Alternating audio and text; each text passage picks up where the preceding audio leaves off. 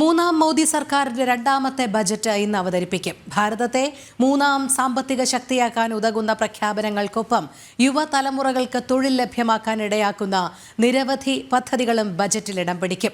രാജ്യം ഉറ്റുനോക്കുന്ന ബജറ്റ് അവതരണം രാവിലെ 11 മണിക്കാണ്.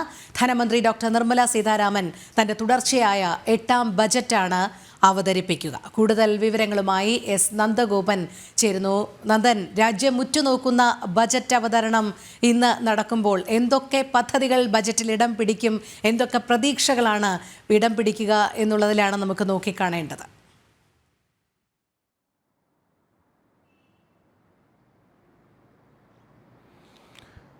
രോഹിണി, ഇന്നിപ്പോൾ രാവിലെ 11 മണിയോടുകൂടിയാണ് ബജറ്റ് അവതരണം ഉണ്ടാകുക. അതിനു മുമ്പായി തന്നെ ധനമന്ത്രി നിർമ്മല സീതാരാമൻ ഇന്ന് നോർത്ത് ബ്ലോക്കിലുള്ള ധനമന്ത്രാലയത്തിലെത്തി ഉന്നത ഉദ്യോഗസ്ഥരുമായി കൂടിക്കാഴ്ച നടത്തും. അതിനുശേഷം രാഷ്ട്രപതി ഭവനിലെത്തി രാഷ്ട്രപതിയുടെ അനുമതി തേടും. ശേഷം പാർലമെന്റിലെത്തി ഇന്നിപ്പോൾ കേന്ദ്ര മന്ത്രിസഭ ചേരും. ആ മന്ത്രിസഭ കൂടി അനുമതി നൽകിയ ശേഷം 11 മണിയോടുകൂടിയാണ് ഇന്നിപ്പോൾ നിർമ്മല സീതാരാമൻ ബഡ്ജറ്റ് അവതരിപ്പിക്കുന്നത്. നിർമ്മല സീതാരാമൻ്റെ 8ാമത്തെ ബഡ്ജറ്റാണ്. ഈ മൂന്നാം നരേന്ദ്രമോദി സർക്കാരിൻ്റെ രണ്ടാമത്തെ ബഡ്ജറ്റാണ്. അതും പൂർണ്ണ ബഡ്ജറ്റ് എന്നുള്ളൊരു പ്രത്യേകത കൂടിയുണ്ട്. കഴിഞ്ഞ തവണ ഈ അധികാരമേറ്റ ശേഷം അവതരിപ്പിച്ചത് അത് പൂർണ്ണ ബഡ്ജറ്റ് ആയിരുന്നില്ല എന്നുള്ളതാണ്. ഇതിനുശേഷം ഇന്നിപ്പോൾ ബഡ്ജറ്റ് അവതരിപ്പിക്കുമ്പോൾ വലിയ പ്രതീക്ഷയോടുകൂടിയാണ് രാജ്യം ഉറ്റുനോക്കുന്നത്. പ്രത്യേകിച്ച് കേരളത്തിലടക്കം വലിയ പ്രതീക്ഷകളുണ്ട്. ഇന്നലെ ധനമന്ത്രി ഈ ബഡ്ജറ്റ് അവതരണത്തിന് മുന്നോടിയായി തന്നെ ഇന്നലെ രാഷ്ട്രപതി ഇരുസഭകളെയും അഭിസംബോധന ചെയ്തുകൊണ്ടുള്ള നയപ്രഖ്യാപന പ്രസംഗം നടത്തി.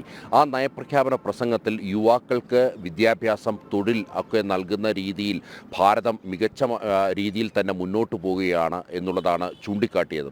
മാത്രമല്ല, അതിനു മുമ്പായി പ്രധാനമന്ത്രിയും മാധ്യമങ്ങളെ കണ്ടിരുന്നു. പ്രധാനമന്ത്രി സൂചിപ്പിച്ചത് 2047 ഭാരതം ഒരു 2047 ഭാരതത്തിൻ്റെ പ്രയാണത്തിന് ഉതകുന്ന രീതിയിലുള്ള ബഡ്ജറ്റാകുമെന്നുള്ളതാണ്. അതായത് വികസിത രാജ്യങ്ങളുടെ പട്ടികയിലേക്ക് 2047 ഭാരതം ഇടം പിടിക്കും. അതിനു വേണ്ട എല്ലാ കാര്യങ്ങളും ഉൾപ്പെടുത്തിക്കൊണ്ടുള്ള ബഡ്ജറ്റാകുമെന്നുള്ളതാണ് സൂചന. മാത്രമല്ല, മധ്യവർഗത്തിന് കൂടുതൽ പ്രയോജനപ്രദമാകുന്ന രീതിയിലുള്ള ബഡ്ജറ്റാകുമെന്നുള്ളതാണ് ഇത്തവണത്തെ ഏറെ പ്രത്യേകത എന്നുള്ളതാണ്. അത് പാർലമെൻറ്റിൽ ഇരുസഭകളെ അഭിസംബോധന ചെയ്ത് ദ്രൗപദി മുർമു നടത്തിയ നയപ്രഖ്യാപന പ്രസംഗത്തിലും പ്രധാനമന്ത്രി നടത്തിയ വാർത്താ സമ്മേളനത്തിലും അത് വ്യക്തമാകുന്ന രീതിയിൽ അല്ലെങ്കിൽ അതിൻ്റെ സൂചനകൾ നൽകിയിരുന്നു എന്നുള്ളതാണ് യാഥാർത്ഥ്യം.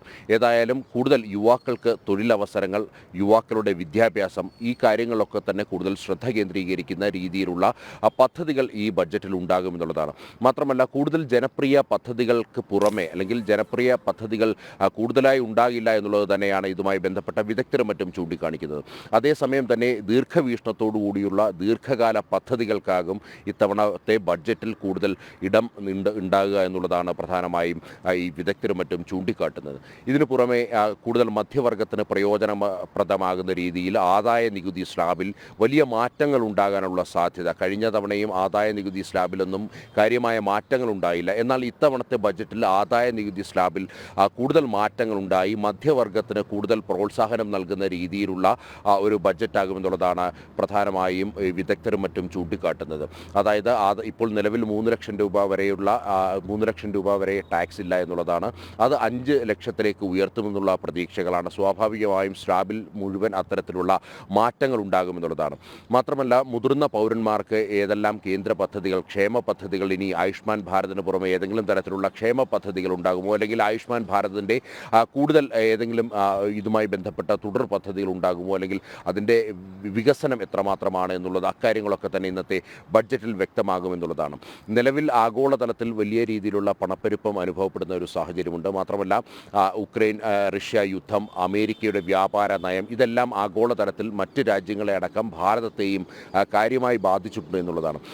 എന്നിരുന്നാൽ തന്നെ ഇന്നലെ പുറത്തു വന്ന സാമ്പത്തിക സർവേ റിപ്പോർട്ടിൽ ഭാരതത്തിൻ്റെ സാമ്പത്തിക അടിത്തറ അത് അങ്ങനെ തുടരുകയാണ് എന്നുള്ളതാണ്. അതായത് ഒരു തരത്തിലുള്ള ഇളക്കവും ഭാരതത്തിൻ്റെ സാമ്പത്തിക അടിത്തറയ്ക്ക് ഉണ്ടായിട്ടില്ല എന്ന് സൂചിപ്പിക്കുന്നതായിരുന്നു ഇന്നലെ വന്ന സാമ്പത്തിക സർവേ റിപ്പോർട്ട്. അതായത് 6.3 മുതൽ 6.5 2.8% ഭാരതത്തിൻ്റെ മൊത്തം ഉൽപ്പാദനം GDP വർദ്ധിക്കുമെന്നുള്ള സൂചനകളാണ് പ്രധാനമായും നൽകുന്നത്. ഇത് തന്നെ അതായത് ആഗോളതലത്തിൽ ഇത്ര വലിയ പ്രതിസന്ധികൾ നേരിടുന്ന ഒരു ഘട്ടത്തിൽ ഭാരതത്തിൻ്റെ GDP 6.8 വരെ ഉയർന്നേക്കാം എന്നുള്ള സാമ്പത്തിക സർവേ റിപ്പോർട്ട് തന്നെ വലിയ പ്രതീക്ഷകൾ ഉണർത്തുന്നു എന്നുള്ളതാണ് യാഥാർത്ഥ്യം. അതായത് ഭാരതത്തിൻ്റെ സാമ്പത്തിക അടിത്തറയ്ക്ക് യാതൊരുവിധ കോട്ടവും തട്ടിയിട്ടില്ല, അത് സുസ്ഥിരമായി തന്നെ നിലനിൽക്കുന്നു എന്നുള്ള സൂചനകൾ നൽകുന്നു. ഇതിനു പുറമെ കൂടുതൽ ക്ഷേമ പദ്ധതികൾ അല്ലെങ്കിൽ ഈ ക്ഷേമ പദ്ധതികളുടെ വിലയിരുത്തൽ അടക്കം നടത്തിക്കൊണ്ട് കൂടുതൽ പദ്ധതികൾ ഉണ്ടാകുമെന്നുള്ള സൂചനകൾ കൂടി ഇന്നലെ ഈ സാമ്പത്തിക സർവേ റിപ്പോർട്ടിൽ പുറത്തു വന്നു. ഏതായാലും മധ്യവർഗമടക്കം ഭാരതത്തിലെ സകലമാന ജനങ്ങളും കാത്തിരിക്കുകയാണ്. ഒപ്പം കേരളത്തിലെ വലിയ പ്രതീക്ഷകൾ തന്നെയാണ്. 24,000 കോടി രൂപ കേരളം കേന്ദ്രത്തോട് ആവശ്യപ്പെട്ടിട്ടുണ്ട് എന്നുള്ളതാണ്. ഇതിൽ 2,000 കോടി രൂപ വയനാടിന്, അതേപോലെ തന്നെ വിഴിഞ്ഞം പോർട്ടിനായി 5,000 കോടി രൂപ, അതേപോലെ തന്നെ ടൂറിസം വികസനത്തിനടക്കം തുക ആവശ്യപ്പെട്ടിരിക്കുന്ന സാഹചര്യം. മാത്രമല്ല കേരളത്തിനും വലിയ പ്രതീക്ഷകളുണ്ട്. പ്രത്യേകിച്ച് IT സെക്ടറിലൊക്കെ തന്നെ, അതേപോലെ തന്നെ സെമി കണ്ടക്ടർ മേഖലകളിലടക്കം വലിയ പദ്ധതികൾ ഉണ്ടാകുമെന്നുള്ള പ്രതീക്ഷ, അത് കേരളത്തിന് വലിയ നേട്ടമുണ്ടാകുമെന്നുള്ളതാണ് IT സെക്ടറിൽ നിന്നും അടക്കമുള്ളവർ ചൂണ്ടിക്കാണിക്കുന്നത്. മാത്രമല്ല പുതിയ സ്റ്റാർട്ടപ്പുകൾക്കും പുതിയ കമ്പനികൾക്കും നികുതിയിൽ ഏതെങ്കിലും തരത്തിലുള്ള ഇളവുകൾ നൽകുമോ, ഇതെല്ലാം തന്നെ വളരെ പ്രാധാന്യമാണ്.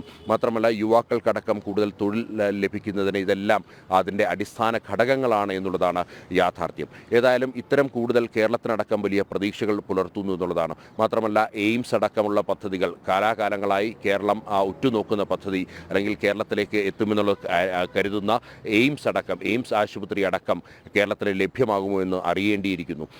ഈ പലതവണയും എയിംസ് കേരളത്തിന് അനുവദിക്കാൻ തുനിഞ്ഞപ്പോഴൊക്കെ തന്നെ സ്ഥലവുമായി ബന്ധപ്പെട്ട തർക്കങ്ങൾ, അധികാര തർക്കങ്ങൾ, രാഷ്ട്രീയ തർക്കങ്ങളായിരുന്നു അതിന് തടസ്സം എന്നുള്ളതാണ്.